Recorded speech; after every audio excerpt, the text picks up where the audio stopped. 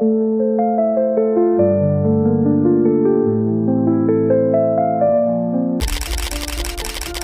beberapa waktu terakhir, kasus diabetes pada anak mengalami peningkatan. Mahardika Maskur Firdaus menderita diabetes mellitus tipe 1. Devika Aurelia Islami menderita diabetes mellitus tipe 2 sejak berusia 12 tahun. Data Ikatan Dokter Anak Indonesia menunjukkan prevalensi diabetes anak pada tahun 2000 adalah 0,004 per 100.000 penduduk. Assalamualaikum warahmatullahi wabarakatuh. Perkenalkan, saya Dewa Safira dengan NIM 23144011019 dari Keperawatan tingkat 2A. Di video kali ini saya akan mengedukasikan tentang penyakit diabetes mellitus. Nah, apa sih penyakit diabetes mellitus itu? Diabetes mellitus adalah suatu penyakit di mana kadar glukosa di dalam darah tinggi karena tubuh tidak dapat menghasilkan atau menggunakan insulin secara efektif. Apa sih insulin itu? Insulin adalah hormon yang dilepaskan oleh pankreas yang bertanggung jawab dalam mempertahankan kadar gula darah yang normal. Insulin memasukkan gula ke dalam sel sehingga bisa menghasilkan energi atau disimpan sebagai cadangan energi. Nah, selanjutnya, penyakit diabetes mellitus merupakan penyakit yang memiliki dua tipe, yaitu diabetes tipe 1 dan diabetes tipe 2. Pada diabetes tipe 1 berasal dari faktor genetik, lingkungan, usia, dan faktor lainnya. Pada diabetes tipe 2, faktornya antara lain gaya hidup dan obesitas. Ada dua faktor risiko diabetes mellitus tipe 2, yaitu faktor risiko yang bersifat bisa diubah oleh diri sendiri, kita, dan faktor risiko yang tidak dapat diubah oleh kita. Faktor yang bisa diubah seperti gaya hidup, seperti makanan yang dikonsumsi, pola istirahat, aktivitas fisik, manajemen stres. Faktor yang tidak dapat diubah diantaranya adalah usia serta genetik.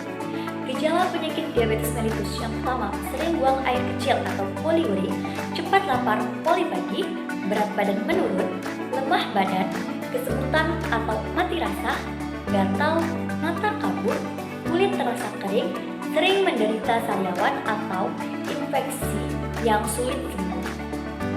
Nah, cara pemeriksaan diabetes mellitus ada pemeriksaan gula darah sewaktu atau GDS, pemeriksaan gula darah puasa GDP, pemeriksaan gula darah 2 jam prandial, dan pemeriksaan HbA, pemeriksaan toleransi glukosa oral. Adapun cara mencegah atau menghindari agar tidak terjadi luka pada kaki penderita diabetes mellitus. Yang pertama, hindari terlalu sering merendam kaki. Yang kedua, hindari penggunaan botol panas atau penghangat kaki dari listrik. Yang ketiga, hindari penggunaan pisau atau silet untuk memotong kuku atau menghilangkan kalus. Yang keempat, hindari kaos kaki atau sepatu yang terlalu sempit. Serta yang kelima, hindari merokok. Cara pengobatan diabetes mellitus.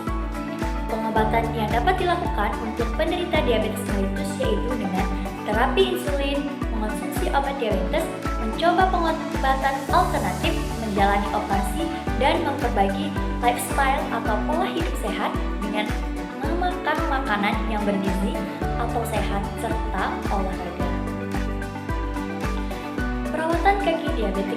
Yang pertama, saat mandi dibersihkan dengan sabun, bila perlu menggunakan batu apung atau sikat halus. Yang kedua, keringkan dengan handuk, terutama selah-selah jari. Yang ketiga, periksa kaki kemungkinan adanya perubahan warna, pucat kemerahan, serta bentuk, pecah-pecah, lekuk, kaus, luka, suhu, dingin, atau lebih panas. Yang keempat, bila kaki kering, olesi dengan lotion. Yang kelima, potong kuku atau kikir tiap 2 hari, jangan terlalu pendek. Bila kuku terlalu keras, kaki direndam dengan air hangat selama 5 menit. Yang keenam, gunakan kaos kaki yang terbuat dari katun atau wool. Yang ketujuh, pakailah alas kaki. Periksa alas kaki sebelum dipakai, mungkin ada sesuatu di dalamnya. Lepas alas kaki setiap 4-6 jam dan gerakan pergelangan kaki dan jari-jari kaki agar sirkulasi darah lancar. Yang kedelapan, lakukan senam kaki. Dan yang kesembilan, jangan biarkan luka sekecil apapun. Nah, itu tadi promosi diabetes mellitus yang dapat saya sampaikan. Semoga bermanfaat bagi kita semua. Saya akhiri. Wassalamualaikum warahmatullahi wabarakatuh.